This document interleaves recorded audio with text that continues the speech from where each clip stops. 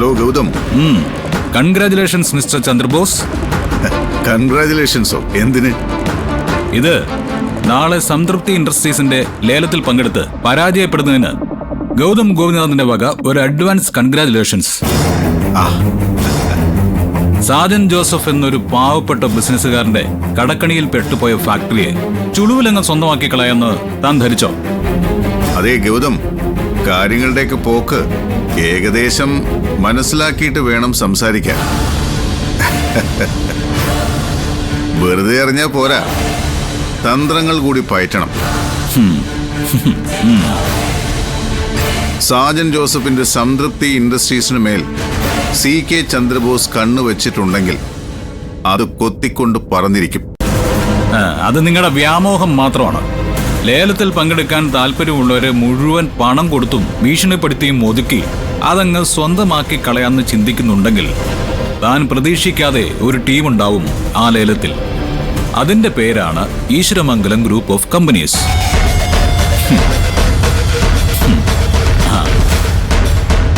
Hello CK, ഇത്തവണ നിങ്ങൾക്ക് പയറ്റാൻ പറ്റുന്ന തന്ത്രങ്ങൾ മുഴുവനും പയറ്റ്. ജയിക്കാൻ പറ്റുമെന്നൊന്ന് ശ്രമിച്ചു നോക്ക്. ഞങ്ങൾ ഇപ്പോഴും അടിവരയിട്ട് പറയുക, നാളെ ഈശ്വരമംഗലം ഗ്രൂപ്പിന് മുൻപിൽ CK ഒരിക്കൽ കൂടി തോൽക്കാൻ പോകുന്നു.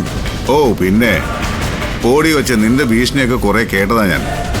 വിട്ടേക്ക്, നാളത്തെ അംഗം നാളെയല്ലേ. ഈ കളി വേറെയാണ് മിസ്റ്റർ. നിങ്ങൾക്ക് സ്വപ്നം പോലും കാണാൻ പറ്റാത്തൊരു എമൗണ്ട് ഞങ്ങൾ ആലോചിച്ച് ഫിക്സ് ചെയ്യും. ഒരു നഷ്ടവും വരാത്ത റേറ്റിൽ തന്നെ സംതൃപ്തി ഇൻഡസ്ട്രീസ് ഞങ്ങൾ സ്വന്തമാക്കുകയും ചെയ്യും. പറ്റുമെങ്കിൽ ഒന്ന് പയറ്റി നോക്ക്.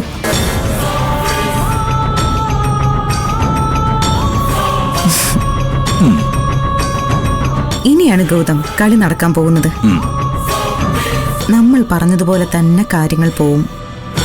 നമ്മൾ ഉദ്ദേശിച്ചതുപോലെ തന്നെ നടക്കുകയും ചെയ്യും.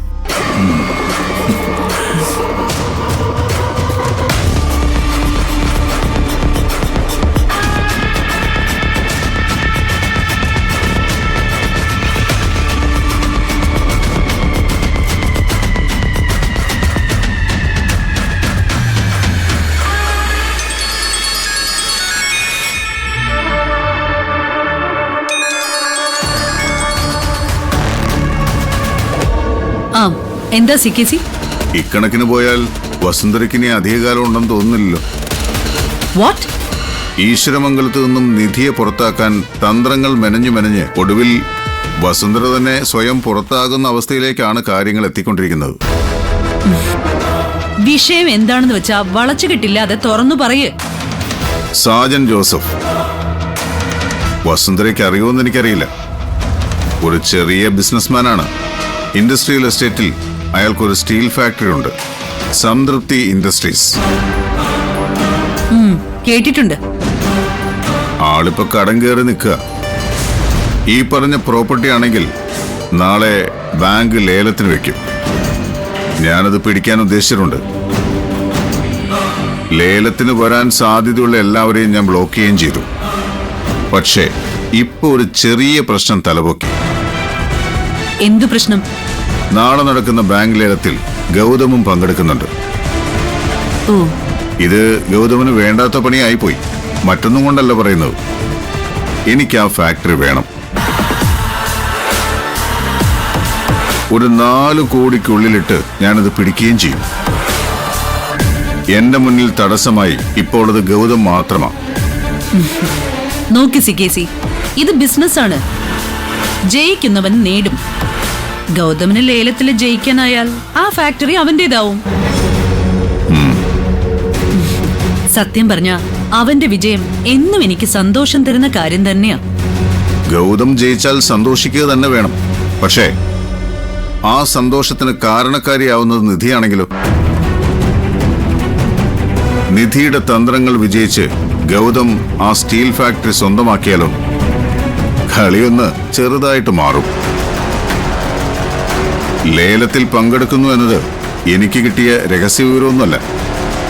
എന്നെ ഫോണിൽ വിളിച്ച് വെല്ലുവിളിച്ചതാ ഗൗതമല്ല. അവനെ അരികിൽ നിർത്തിക്കൊണ്ട് നിധി വിളിച്ചു.